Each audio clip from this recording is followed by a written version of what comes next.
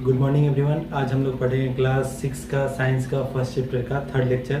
First chapter है जिसका नाम है food and where does it come from, मतलब भोजन और ये कहाँ से आता है। ओके, अब उसमें हम लोग लास्ट लेक्चर में हम लोग देखे हुए थे कि प्लांट का कौन कौन सा पार्ट का यूज़ करते हैं हम लोग खाने में। ठीक है, तो प्लांट्स का वेरियस पार्ट्स है जिसका यूज़ करते हैं हम लोग खाने में। प्लांट अपना फूड जिस पार्ट में स्टोर करके रखता है उस चीज़ का यूज़ करते हैं हम लोग खाने में। लास्ट क्लास में हम लोग देखे थे कि हम लोग वेरियस प्लांट का, बहुत सारे प्लांट का फूल को खाते हैं, बहुत सारे प्लांट के फल को खाते हैं, बहुत सारे प्लांट के स्टेम को खाते हैं। ये सब चीज़ हम लोग देखे हुए थे, उसको आप लोग उस वीडियो में फिर से देख सकते हैं। अब नेक्स्ट टर्म है स्प्राउट। स्प्राउट क्या होता है इसका डेफिनेशन हम लोग देखते हैं। ओके, तो स्प्राउट की डेफिनेशन ये है, when the seed begin to grow into white thread like structure when soaked into water for few hours and kept for 1 to 3 days are called sprout। जब सीड ग्रो कर जाता है, जब seed में एक white thread like structure grow कर जाता है, कब ग्रो करेगा सीड में वाइट थ्रेड लाइक स्ट्रक्चर? जब हम लोग उसको पानी में कुछ देर के लिए छोड़ देंगे, कुछ घंटे के लिए हम लोग जब छोड़ देंगे, 6 से 12 घंटे के लिए जब हम लोग उसको छोड़ देंगे, ठीक है, और उसके बाद उसको हम लोग एक भीगा सा कपड़ा में उसको रख के और कुछ देर के लिए, कुछ दिन के लिए छोड़ देंगे, 1 से 3 दिन के लिए छोड़ देंगे, तब उसमें जो white thread like structure grow करेगा उसी को हम लोग बोलते हैं स्प्राउट। ओके, अब नेक्स्ट टर्म है उसका कि only the whole seed can become sprout. Sprout कब बनेगा? तो जब पूरा सीड होगा, उस पूरे सीड से बनेगा स्प्राउट। कोई सीड का, सीड आप लोग समझ में आ रहा है ना, सीड मतलब क्या होता है? ग्रेन का पार्ट जो होता है, ग्रेन जो हम लोग खाते हैं वो सब क्या है उसका? सीड है। ठीक है, जैसे कि कोई दाल वगैरह खाते हैं, दाल क्या है उसका? उस प्लांट का सीड है। ओके, तो चना हो गया, ठीक है, तो चना का जब होल चना को हम लोग जब रख देंगे पानी में, ठीक है, 6 से 12 घंटे के लिए, और उसको 2 से 3 दिन के लिए छोड़ देंगे, उसके बाद जब उसमें white thread like structure grow करेगा तो बोलेंगे कि सीड बिकम स्प्राउटेड। वो सीड कौन सा हो गया? स्प्राउट हो गया वो सीड। समझ में आया?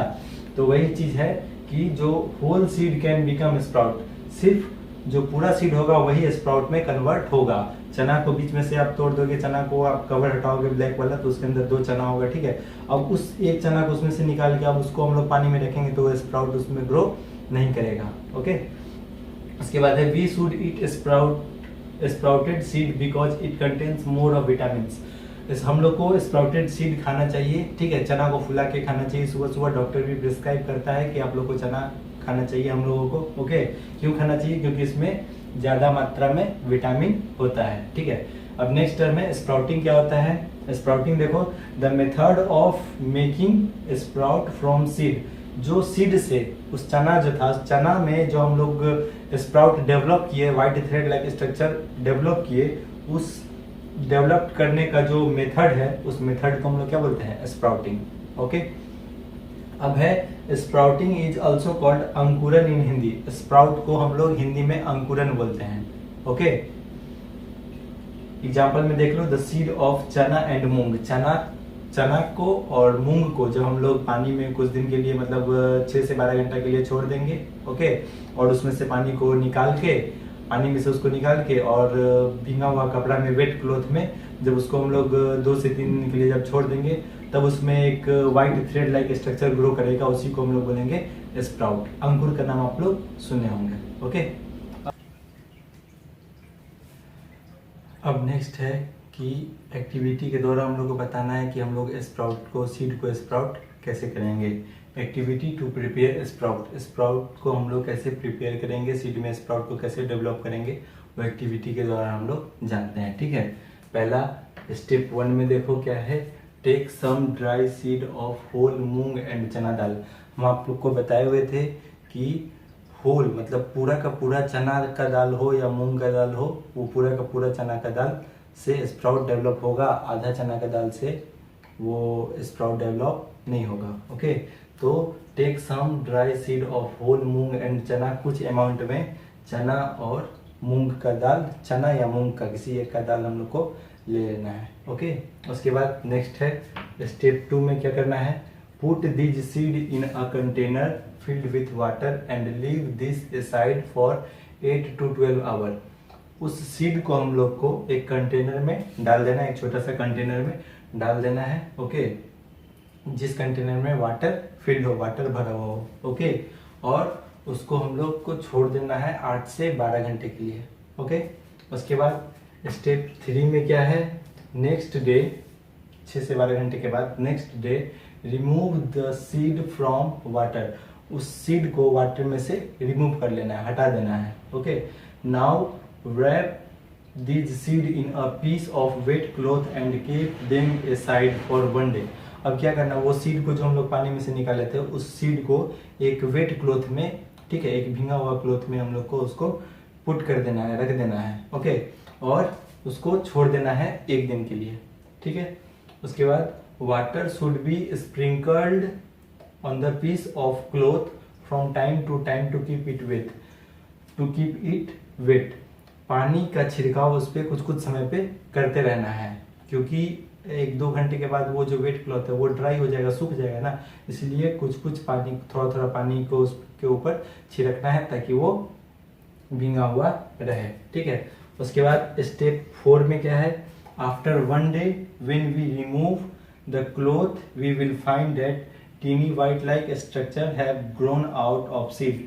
जब 1 दिन के बाद, जब 1 से 2 दिन तक रखने के बाद, देखो ये जो स्प्राउट है ना वो डिपेंड करेगा गर्मी पे, कैसा गर्मी आपका टेम्परेचर किस तरीके का है उस पर डिपेंड करता है। ओके, तो 1 से 2 दिन तक जब हम लोग छोड़ देंगे, उसको पानी का छिड़काव करते रहेंगे उस कपड़े पे, वेट क्लॉथ पे जिसमें सीड है। ठीक है, और 1-2 दिन के बाद जब हम लोग after 1 day when we remove the cloth, 1 दिन के बाद जब हम लोग क्लॉथ को, उस कपड़े को हटाएंगे, we will find that tiny white like structure, जो एक छोटा सा धागा लाइक स्ट्रक्चर उसके ऊपर डेवलप हो जाएगा।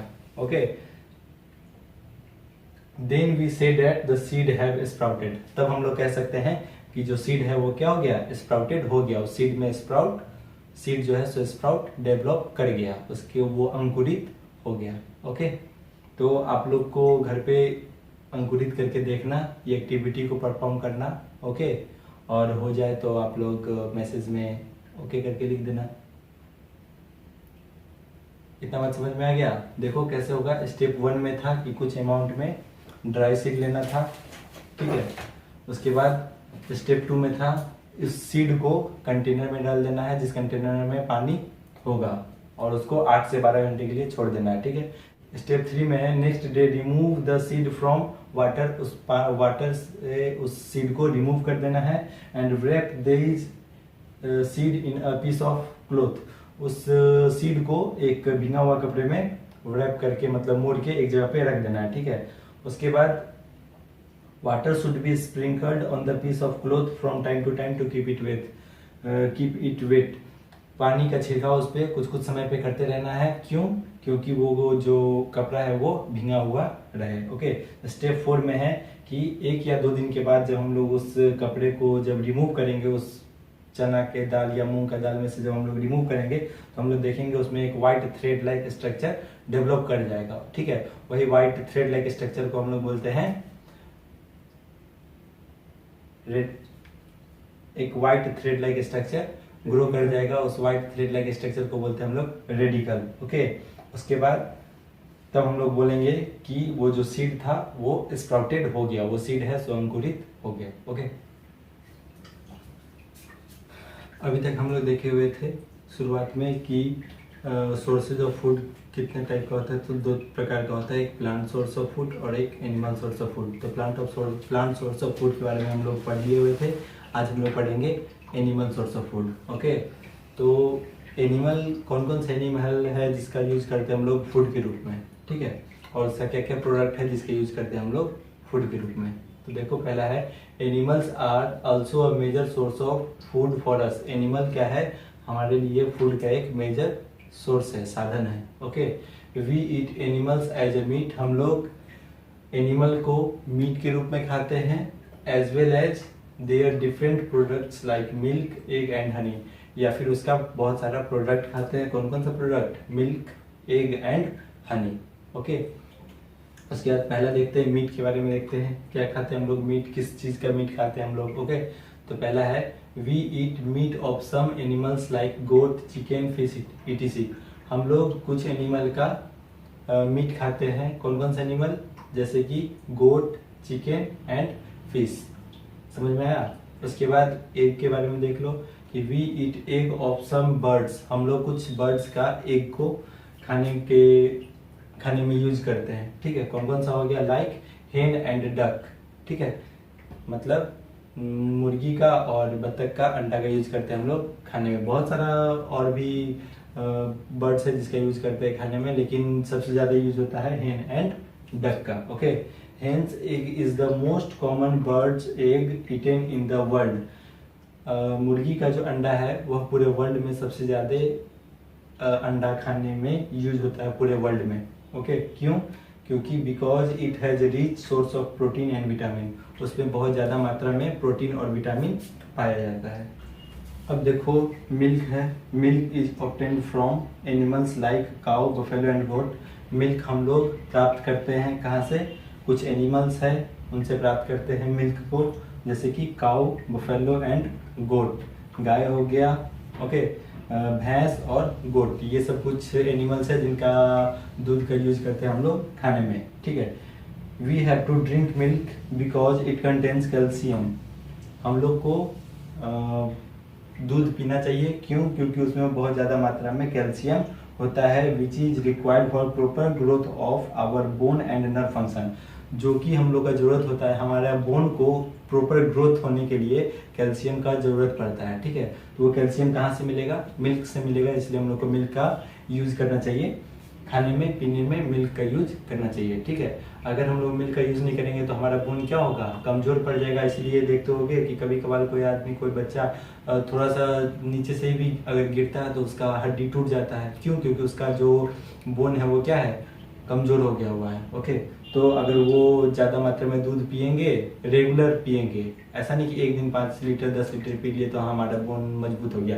रेगुलर अगर पिएंगे, प्रतिदिन कुछ कुछ अमाउंट में दूध अगर हम लोग पिएंगे तो हमारे बॉडी में कैल्शियम का मात्रा बढ़ जाएगा और हमारा बोन है वो प्रॉपर वर्किंग करने लगेगा। ठीक है, and nerve function, nerve function क्या है कि हमारा नस का भी बहुत सारा काम होता है। ब्लड, नस में ब्लड दौड़ता है। ठीक है, खाना का ट्रांसफर होता है एक जगह से दूसरे जगह तक, कोई चीज सेंस ऑर्गन हमारा काम करता है, हमारा दिमाग प्रॉपर वर्क करता है। तो ये सब चीज काम करवाने में मदद कौन करता है? नस मदद करता है ना। तो वो नर्व को फंक्शन होने के लिए कैल्शियम का जरूरत पड़ता है। वो कैल्शियम कहाँ से मिलेगा? मिल्क से मिलेगा। So we have to take milk every day. Okay, अब नेक्स्ट टर्म है डेयरी प्रोडक्ट। क्या होता है? तो देखो इसके बारे में हम लोग देखते हैं। The products made from milk are known as dairy product. मतलब मिल्क से जो भी प्रोडक्ट बनेगा उसको बोलेंगे हम लोग डेयरी प्रोडक्ट। एग्जाम्पल में देख लो, पनीर, चीज, क्रीम, घी एंड बटर, ये सब क्या हो गया? डेयरी प्रोडक्ट हो गया। ठीक है, अब एक एक करके उसके बारे में हम लोग पढ़ते हैं। पनीर, ऐसे आपको पनीर का डेफिनेशन नहीं पूछेगा, लेकिन उसके बारे में हम लोग जान लेते हैं कि पनीर होता है क्या है, पनीर कैसे बनता है, ये सब चीज़ हम लोग जान लेते हैं। ओके, पनीर के बारे में देखते हैं। ठीक है, तो the common method of making paneer by adding lemon juice और vinegar to milk. Common method है पनीर बनाने का। कैसे? कि जब हम लोग कुछ स्मॉल क्वांटिटी में जब लेमन जूस, नींबू का रस या फिर विनेगर को मिल्क में, दूध में जब हम लोग रखेंगे, ठीक है, तो वो दूध क्या होता है? फट जाता है। ठीक है, then the liquid portion of milk is drained off and the solid part form paneer. उसके बाद जो दूध फट गया, ठीक है, तो कुछ सॉलिड पार्ट बनेगा और कुछ लिक्विड पार्ट बनेगा। तो लिक्विड पार्ट को हम लोग ड्रेन आउट कर देते हैं, मतलब उसमें से बाहर निकाल देते हैं। ठीक है, और जो सॉलिड पार्ट बच जाता है, वही सॉलिड पार्ट क्या बनेगा? पनीर कहलाएगा। Okay, this process is called curdling. इस प्रोसेस को क्या बोलते हैं? कर्डलिंग प्रोसेस बोलते हैं। समझ में आया? तो आप लोग पनीर बनाना सीखे। पनीर कैसे बनेगा? पहले दूध को थोड़ा सा गर्म कर लेंगे। दूध गर्म करने के बाद और उस दूध में स्मॉल अमाउंट में लेमन जूस या फिर विनेगर को ऐड करेंगे और वो दूध फट जाएगा। ठीक है, उस फटा हुआ दूध में जो लिक्विड पार्ट होगा, उस लिक्विड पार्ट को हम लोग ड्रेन आउट कर देंगे, उसमें से हटा देंगे। ठीक है, और जो सॉलिड पार्ट बच जाएगा उस सॉलिड पार्ट को क्या बोलेंगे हम लोग? पनीर बोलेंगे। ठीक है, और इस प्रोसेस को क्या बोलते हैं? कर्डलिंग प्रोसेस बोला जाता है। ओके, नेक्स्ट है चीज। ठीक है, चीज क्या होता है देखते हैं। Cheese is also made from curdling of milk और curdling milk of cow, buffalo, goat ETC. Cheese भी बनता है जिस तरीके से पनीर बनता है उसी तरीके से चीज भी बनता है। ठीक है, पहले इसमें भी क्या किया जाता है? जिस तरीके से जो प्रोसेस इसमें किया गया उस वही प्रोसेस से चीज में भी किया जाता है। दूध को गर्म करके उसमें कुछ अमाउंट में लेमन जूस या फिर विनेगर डाल के दूध को फाड़े पहले, और जो लिक्विड पार्ट है उसको हटा दिया और जो सॉलिड पार्ट बच गया, ठीक है, तो वो पनीर कहलाया। अब जो सॉलिड पार्ट बच गया उस सॉलिड पार्ट में कुछ पानी, ठंडा पानी हम लोग मिला देते हैं। क्यों? क्योंकि उसमें जो खट्टापन जो था, पनीर का जो खट्टापन था, वो खट्टापन क्या होगा, हट जाएगा, ठीक है। और उसको उसमें कुछ अमाउंट में मैदा, नमक और घी ऐसा कुछ मिला के, और जब मिक्सर में रख के उसको हम लोग 2-3 राउंड जब मिक्सअप करते हैं, ठीक है, तो बनता है हमारा चीज बनता है, ठीक है। तो चीज भी कैसे बनता है, कर्डलिंग प्रोसेस के द्वारा चीज बनता है। ओके, नेक्स्ट है क्रीम। क्रीम क्या है? Cream is made bye collecting the top fatty layer of milk. जब दूध को हम लोग उबाल लेते हैं तो उसके ऊपर एक लेयर बन जाता है जिसको मलाई बोलते हैं, ठीक है, वही है क्रीम, ठीक है।